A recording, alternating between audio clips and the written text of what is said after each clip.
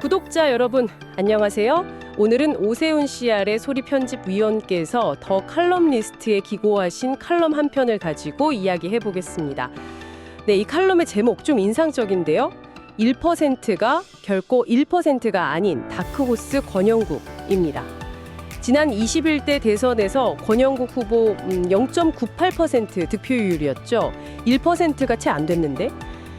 근데 정말 놀라운 건요. 그 출고조사에서 1.3% 나올 때부터 마감 시한까지요. 권 후보랑 당시 민주노동당의 후원금이 14억 원이나 모였다는 거예요. 득표율만 보면 사실 미미한데 이런 이례적인 지지, 이건 대체 어디서 오는 걸까요? 오늘 칼럼이 바로 이 부분을 파고들면서 권 후보의 정치적 의미, 또 미래 역할을 이야기합니다. 맞습니다. 칼럼은 대선 끝나고 나서 사실 모든 관심이 이재명 대통령한테 막 쏠렸잖아요. 그런데도 이 권영국 후보를 주목해야 한다, 이렇게 강조해요. 필자가 직접 만나봤는데 그 1% 득표율에 위축된 게 아니고요. 오히려 지지자들 격려가 너무 뜨거워서 고무된 모습이었다, 이렇게 전하고 있습니다. 이 지지랑 후원이 그냥 단순 위로가 아니라는 거죠. 한국 진보 정치가 여기서 그냥 멈추거나 사라지지 않게 하는 어떤 강한 힘, 그리고 진보 정치의 지속 가능성을 보여준 사건이었다, 이렇게 평가를 하고 있습니다. 그러니까 그냥 졌지만 잘 싸웠다, 이걸 넘어서는 어떤 의미가 있다, 이 말씀이시군요. 사실 권 후보가 이번 선거가 처음은 아니었죠. 2016년, 2020년, 2024년 총선에 이번 대선까지 하면 벌써 4번 선거 치른 중견 정치인입니다. 이전 총선 보면 경주에서 무소속으로 나와서 15.9%, 또 정의당으로도 11.6% 얻었었고요. 지난 총선은 녹색정의당 비례대표였는데 정당 득표율이 2.14%라 당선은 안 됐죠.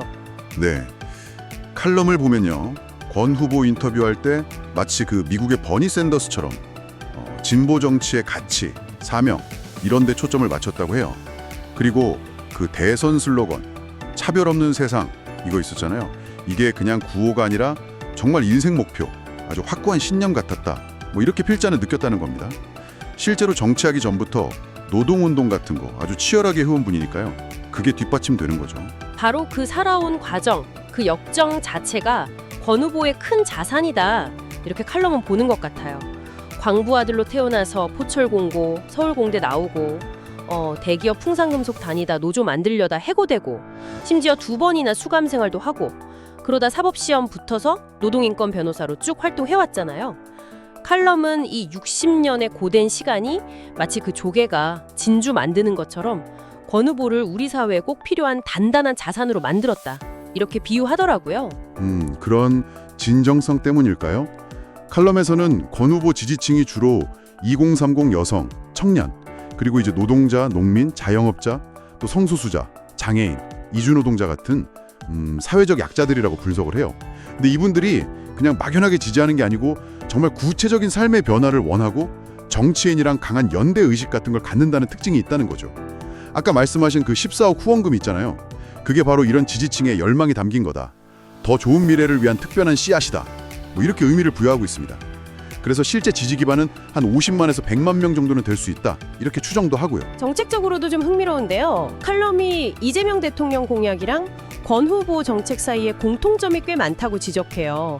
특히 그 공공의료 강화하는 거, 또 지역의료 확충, 그리고 노동권이나 사회 안전망 강화, 요즘 많이 얘기하는 ESG, 기후, 재생에너지 정책, 이런 데서 유사성이 보여서 연정 가능성까지 언급을 하더라고요.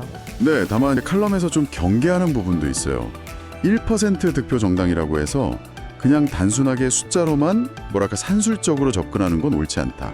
정치가 좀 제대로 역할을 하고 품격을 찾는다면 그런 식의 약육강식 생법은 오히려 스스로에게 해가 될 수 있다, 이런 경고도 합니다. 가치나 비전을 봐야 한다는 거죠. 그렇다면 정말 권 후보의 정치적 무게가 0.98% 이게 달까? 이런 질문이 드는데요. 칼럼은 10배 이상으로 봐야 한다, 이렇게 주장해요. 많은 유권자들이 고 노회찬 의원 이후에 좀 제대로 된 진보 정치인 나오기를 바랐을 거라는 거죠. 그렇죠. 그럼 이 낮은 득표율은 왜 나왔냐?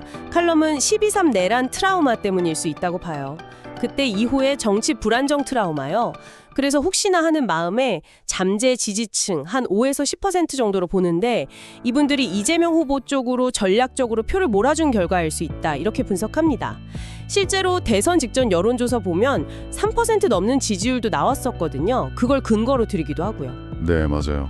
칼럼은 과거 김대중, 노무현 그리고 현재 이재명 대통령까지 사례를 들면서 선거 한 번 졌다고 그 정치인의 미래가 끝나는 건 절대 아니다. 이걸 강조해요. 특히 2002년 노무현 후보가 처음엔 지지율 정말 낮았잖아요. 근데 경선 이기고 결국 대통령까지 됐죠. 그런 예를 들면서 유권자들은 결국 상대적으로 더 옳다고 느끼거나 뭐랄까 감동을 주는 사람을 선택하는 경향이 있다. 이렇게 설명을 합니다. 미래 구도에 대한 예측도 좀 나아요. 5년 뒤 차기 주자, 김민석, 조국, 정청래 이런 의원들 이름이 나오는데 필자는 여기에 권영국 후보를 넣어야 이게 제대로 된 예측이다. 이렇게까지 주장을 해요. 심지어 이재명 대통령이 임기 잘 마치고 나서 대한민국을 더 높은 차원으로 이끌 지도자로 권 후보에게 한 표 던지겠다. 이런 개인적인 기대까지 밝히거든요. 이건 분석을 넘어서 필자의 강한 믿음이 좀 느껴지는 대목이죠. 그렇죠. 상당히 파격적인 주장이긴 한데요. 물론 이제 비판적인 시각도 당연히 있을 수 있습니다. 경쟁자들 입장에선 권 후보 지지율이 1, 2, 3% 정도니까 이걸 근거로 확장성에 한계가 있다 이렇게 지적할 수 있겠죠. 하지만 컬럼은 권 후보가 기존 정치 문법에 물들거나 혹은 소모적인 정쟁에 휘말리기보다는 계속해서 낮은 곳의 사람들과 함께 정치적 올바름의 길을 갈 거다 이렇게 전망합니다. 그러면서 시간이 지나면 지금의 1%가 10%, 20%, 어쩌면 30%까지도 성장할 수 있다. 이런 기대를 담고 있는 것 같아요. 네, 권영국 후보의 좀 독특한 이력이나 또 득표율을 훨씬 뛰어넘는 이런 이례적인 지지 현상을 보면요. 기존의 어떤 권력 구조나 정치 문법과는 좀 다른 방식으로 원칙과 풀뿌리에 기반한 리더십이 한국 정치에 어떤 새로운 가능성을 보여줄 수 있을지 생각해보게 되는 것 같습니다.